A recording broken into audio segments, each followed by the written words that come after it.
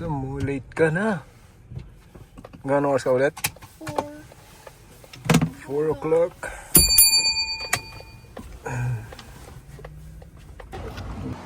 Nasa pa siya?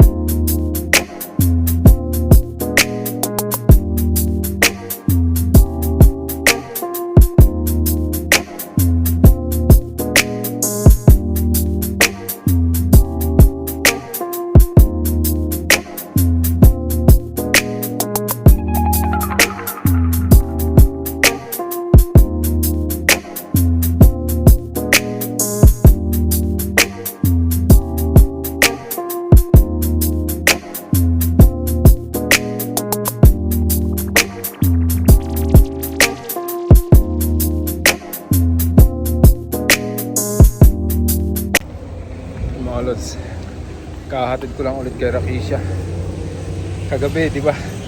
Sinundo namin siya sa work. Ngayon hinatid ko naman. So panibagong araw na naman tayo mga lods. Today is Saturday. May bibilin lang ako, may dinaanan lang ako dito sa Menards. May bibilin lang akong gamit. So tara, sama kayo sa akin. Ganda ng araw mga lods. Wala dyan.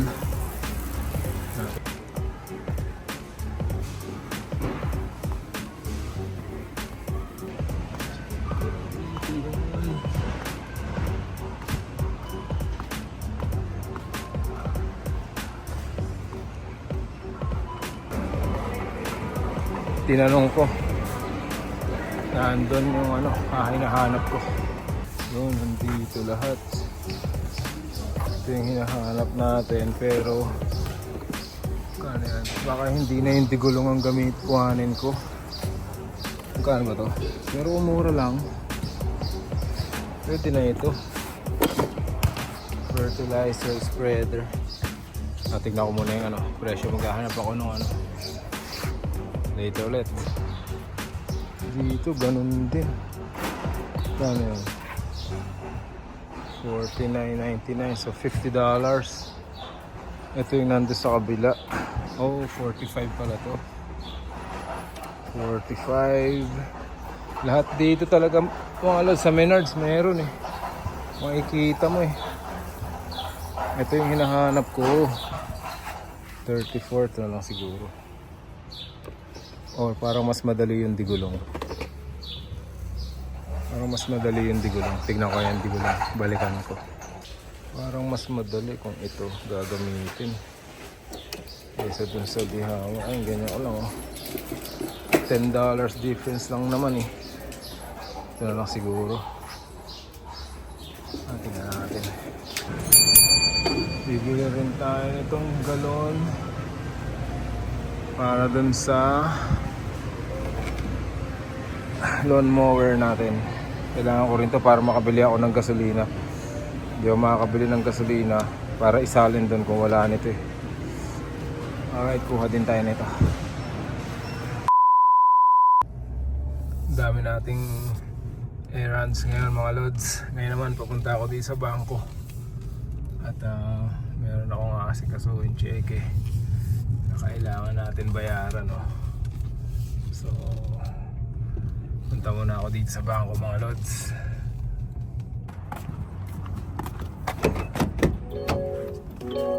Tapos na naman tayo ng isang errand natin mga lods. May pinautos kasi si Mrs. Siguro ngayon idediretso ko na rin yun doon. Iuhulog ko na sa, actually bayad yun eh, pambayad sa sewage yun eh.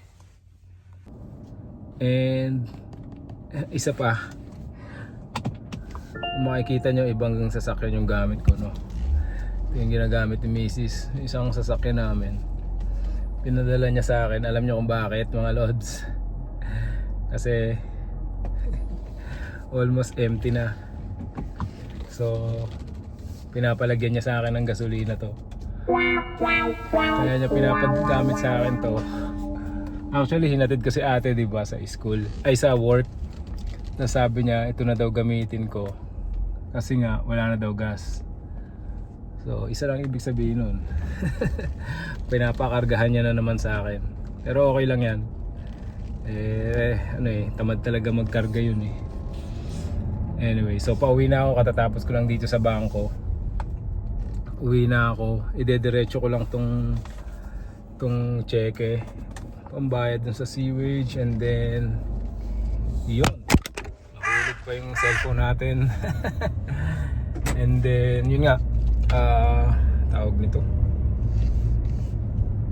papagasan ko na to. Syempre papagasan ko muna pala bago ko ihulog yung pambayad sa sewage, kasi yung pambayad sa sewage nandun lang yung drop box eh, malapit dun sa main gate eh ng subdivision. So pag uwi ko na doon ko ihuhulog tong cheque. And then yun nga, di ba, may mga binili tayong gamit para sa ano yun eh, para sa lawn. I-fertilize natin yung lawn para gumanda lalo yung tubo ng grass natin doon sa front yard. Yung sa likod hindi pa masyado eh. Ang ilalagay doon ano pa ulit, grass seed pa ulit. Lalagyan daw nung magla-landscape ng grass seed. So bago ko palang after ko palang malalagyan ng fertilizer yon. Pero yung harap i-fertilizer natin mamaya. Tignan natin kung magawa ko ngayon agad kasi mainit mga lods. Baka mangitim ako. Alright, so see you mamaya pag uwi ko doon sa bahay. Dito na tayo, nagpapakarga tayo mga lods. Grabe, ang mahal ng gasolina. Almost $5. Actually, $5 lang ito eh. GSTV. Visit gstv.com/advertise to get started today. 4.99. $5 na mga lods. Ganda ng kalangitan. Huwag natin masyadong batiin. Pero actually kailangan ko umulan eh. Kasi nga di ba maglalagay ako ng fertilizer. Sabi sa amin nung landscape dun sa yard namin is yun nga, mas maganda daw kung maglagay ka ng fertilizer tapos the following day uulan. So nakita ko sa weather forecast, chinek ko kanina, uulan daw ng Tuesday. So baka hindi ko muna lagyan ngayon, baka Monday ko na lagyan. Monday siguro ng mga tanghali or hapon pag hindi na masyado mainit. Doon natin lalagyan mga lots. Doon natin lalagyan ng fertilizer yung lawn natin. Para kinabukasan if ever umulan nga. Pero nakalagay kasi 99% chance of rain. So most probably matutuloy yun. So ayun lang. Hintay ko lang mapuno to. I don't know kung magkano aabutin to. Dati nung pinapa full tank ko to mga lods is inaabot lang ng ng mga 50 plus. 55 yun, maximum 55. Ngayon nasa 56 na, 57. Hindi pa napupuno. Siguro mapupuno to mga nasa 60 plus or 70. No, 60 na eh. 12 gallons, 65 na. Hindi pa rin siya puno. Para mga nasa 15 gallons eh. Ayun na, 70 mga lods. Inabot siya ng 70.01. Kukuha lang ako ng sa loob. Kukuhanin natin yung receipt. Kailangan ko yun eh. Pauwi na tayo ulit mga lods. Malapit lang sa amin yung gasolinahan na pinuntahan ko eh. Para nga diretso uwi na rin tayo, no? Pero diba sabi ko nga may ihulog pa tayo. So bago tayo dumiretso talaga sa bahay, ihulog ko muna yung yung cheque, yung pambayad natin sa sewage. Alright, malapit lang yun. Lang yun, para mga 1 mile away lang sa amin yung gasolinahan eh, yung sa subdivision eh. Yan, dito na tayo. Ay, subdivision na natin mga lods. Makakaliwaan na tayo dyan.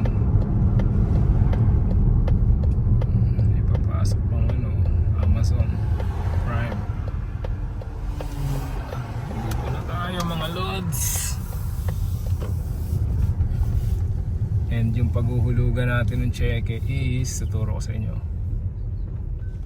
Ayun. Ayun lang oh. Yan. Yan yung drop box na yan. So magpa-park lang ako dito sa gitna. Mabilis lang naman, iuhulog ko lang dito. Dito na ako magpa-park. Okay. Park lang muna tayo dito. Ito mabilis lang to. Ayan, dito tayo magpa-park sa gitna ng island. Mabilis lang to mga lods. Ila-drop lang talaga natin. Then alis na tayo.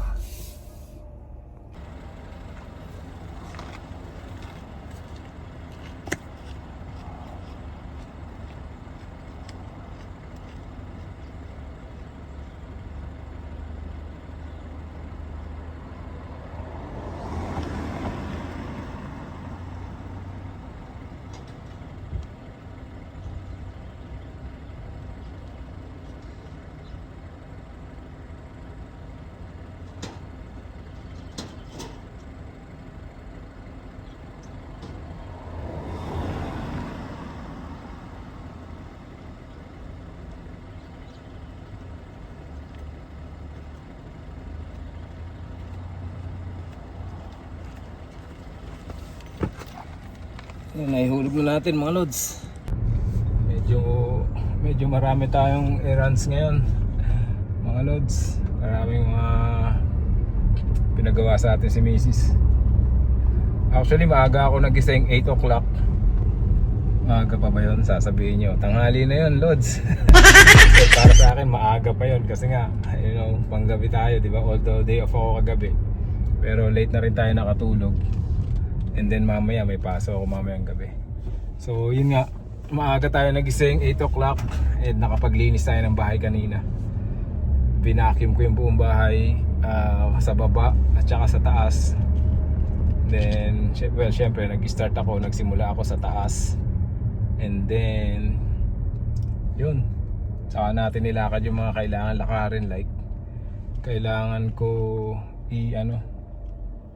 tawag nito, kailangan ko ihatid si ate sa work. And then ayun na, nilakad ko na yung mga kailangan. Bumili tayo ng kailangan natin bilhin para sa loan.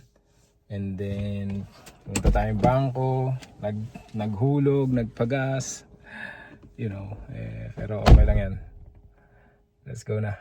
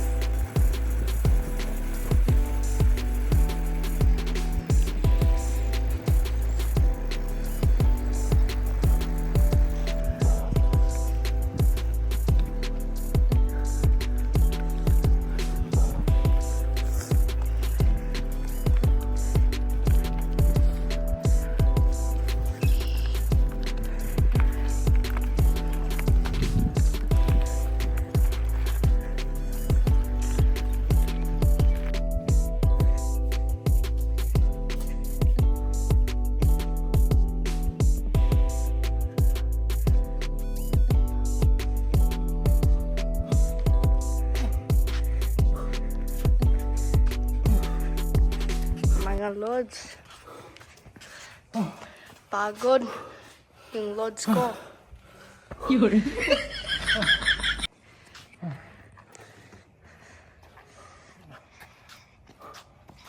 Nandito ako na. So, yun. Medyo nagpapawis lang ako ng konti mga lods. Kahit medyo mahirap pawisan. Kasi nga, baba ng temperature ulit. And manipis yung hangin. And siguro nasa lower than 10 degrees Celsius ngayon. So, yun, trinay ko lang din magpapawis. Kasi, hindi ako pinayagan ni Valin kaninang umaga mag-workout or kaming dalawa ni Rashard. Hindi ako pinayagan. Kasi nga magpahinga lang daw muna ako or kami. Then, siyempre, siyempre hindi tayo papaawat mga lods. Kailangan pa rin natin mag-workout, no? So kaya yun, I decided to at least road run dito sa community. And yung lawn, pakita mo Shard, hindi ko na nga hindi ko na nga nilagyan muna ng fertilizer. And then kasi nga sa Lunes ko na siguro lalagyan kasi uulan ng Tuesday, kailangan nila mabasa. Pagka nilagay ko yung fertilizer, kailangan mas maganda, sabi nung maggagawa nung What's a fertilizer? Fertilizer yung maggagawa nung namin, what do you call that? Landscape. Oh. Sabi niya ganun nga, paglagay mo mas maganda kung umulan. So chinek ko yung weather forecast. Sa Tuesday nga, 99% chance of rain. So, lalagyan ko siya ng Monday. Okay. So, yan lang. Hanggang dito lang muna siguro. Maraming salamat sa pagsama. And to all our subscribers, again, maraming salamat. I really appreciate you guys. Yung 400 plus natin, man, it's been honor, no? Talagang nagpapasalamat ako sa inyo lahat. And doon sa mga hindi pa nakakapag-subscribe, mapadaan ka dito sa channel natin, please. If you're considering subscribing, maraming salamat in advance. And yun lang. Dito muna natin siguro tatapusin itong sorry guys, pagod ako.